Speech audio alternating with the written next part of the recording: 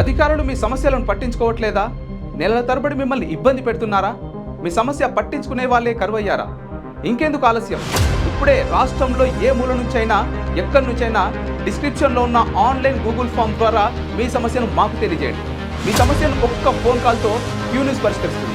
మరిన్ని వివరాలకు 8490199929 నంబర్ను సంప్రదించండి. పబ్లిక్ వాయిస్, ఇది సామాన్యుడి ప్రశ్నాస్త్రం. మహిళలు చాలా సేపటి నుంచి వెయిట్ చేస్తున్నారు కాబట్టి పనులున్న మహిళలు మాత్రమే మరి పోవాల్సిందిగా, పురుషులు అందరూ, మగవాళ్ళందరూ, నాయకులందరూ ఇక్కడే కూర్చోవాల్సిందిగా మరి వేడుకుంటూ ఈ కార్యక్రమం మీ అందరికీ పేరు పేరున ధన్యవాదాలు తెలియజేస్తా ఉన్నా. జై కాంగ్రెస్. థ్యాంక్ యూ మిత్రులారా. ఆర్థికంగా లేని వారు మరి ఇంకొక 3 నెలలు 4 నెలలు రెండో విడత ఇవ్వబోతున్నాం కాబట్టి ఈలోపు రెడీ చేసుకుంటే రెండో విడతలో మీరు ఇల్లు కట్టుకునే వెసులుబాటు వస్తుంది కాబట్టి భయపడాల్సిన అవసరం లేదు.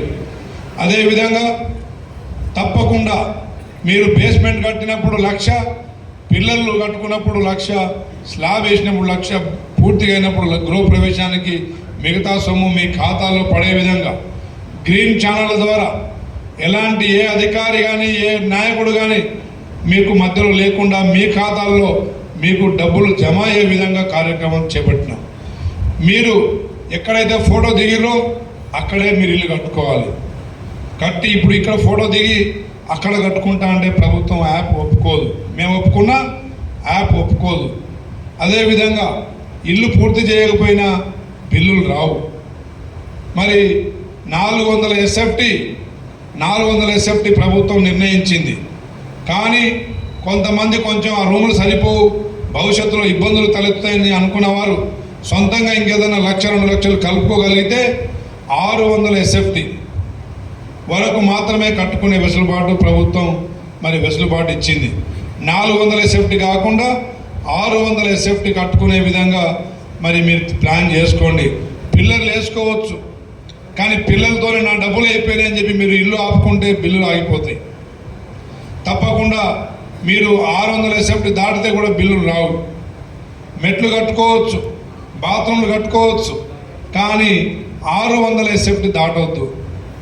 600 ఎస్ఎఫ్టీ దాటుతుందంటే మీరు ఆర్థికంగా ఉన్నవారి కింద లెక్క అవుతారు. కాబట్టి యాప్ మిమ్మల్ని డిలీట్ చేసి మీ డబ్బులు జమ కాకుండా ఆపే పరిస్థితి ప్రమాదం ఉంది.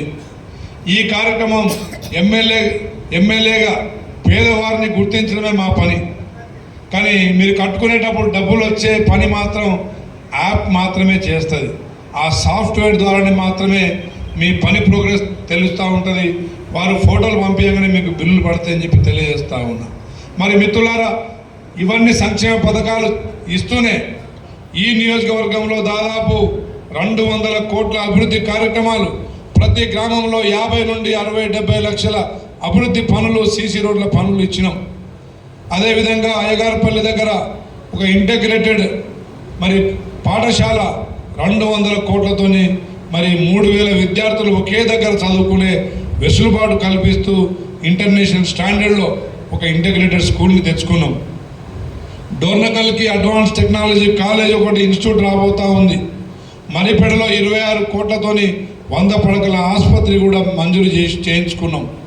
నర్సులపేట, సిరోల్లో 1.5 కోటి డబ్బులతోని మరి ప్రైమరీ హెల్త్ సెంటర్ మరి ఆరోగ్య కేంద్రాన్ని కూడా తెచ్చుకున్నాం. మరి మిత్రులారా, గత ప్రభుత్వంలో రైతు బంధు కాకుండా ఇంకేదైనా ఒకటి ఇచ్చినా ఒకసారి ఆలోచించండి. రైతు బంధు మా ఆడవాళ్లకు చీరలు ఇచ్చిరు, బతుకమ్మ చీరలు. ఆ బతుకమ్మ చీర ఏ ఆడబిడ్డ కట్టుకోలే. బర్రెలు దూడలు కట్టుకోవడానికి తాళ్ళు వేనుకున్నారు. పొలాల్లో కోతులు రాకుండా, పిట్టలు రాకుండా పొలాలు కట్టుకున్నారు తప్ప మా ఏ ఆడబిడ్డ కట్టుకోలే. కానీ ఒక్కసారి మీరు ఆత్మవిమర్శ చేసుకోండి. మీ మెడల మీద కత్తులు పెట్టి ప్రకృతి వనాలు, వైకుంఠ ధామాలు, అదేవిధంగా అభివృద్ధి కార్యక్రమాలు చేపించుకొని ఆ బిల్లులు గత ప్రభుత్వంలో చెల్లించకుండా మోసం చేసింది కేసీఆరా కాదా ఒక్కసారి ఆలోచించుకోవాలి. మోసం చేసినోడే ఈరోజు కాంగ్రెస్ పని అయిపోయింది, కాంగ్రెస్ పని ఖతమైందని మాట్లాడుతుండు. కాంగ్రెస్ పని ఎందుకు ఖతమైందో మీరే నిలదీయాలి. కాంగ్రెస్ పని మా ఆడబిడ్డలకు ఉచిత ఆర్టీసీ బస్సు ఇచ్చినందుకు అయిపోయిందా? ఉచితంగా 200 యూనిట్ల కరెంట్ ఇస్తున్నందుకు అయిపోయిందా? మరి రైతు రుణమాఫీ 22,000 కోట్లు చేసినందుకు అయిపోయిందా? రైతు భరోసా ఇస్తున్నందుకు అయిందా, మరి మా విద్యార్థులకు 60,000 ఉద్యోగాలు ఇచ్చినందుకు అయిపోయిందా, మా బీసీలకు 42% రిజర్వేషన్ పెంచుతున్నందుకు అయిపోయిందా, మా దళితులకు కేటగరైజేషన్ చేసినందుకు అయిపోయిందా? ఆ సన్నాసాలను మీరే నిలదీయాలి. కేసీఆర్ అంటా ఉన్నాడు ఈ రాష్ట్రానికి నెంబర్ 1 విలన్ కాంగ్రెస్ పార్టీ అని. ఈ కాంగ్రెస్ ప్రభుత్వమే ఉండకపోతే గ్రామాల్లో వేలాది ఇందిరమ్మ ఇండ్లు ఎవరు ఇచ్చారో ఒకసారి చూడండి. గ్రామాల్లో బళ్ళు కట్టించింది ఎవరు? గ్రామాలకు కరెంటు తెచ్చింది ఎవరు? గ్రామాలకు రోడ్లు వేసింది ఎవరు?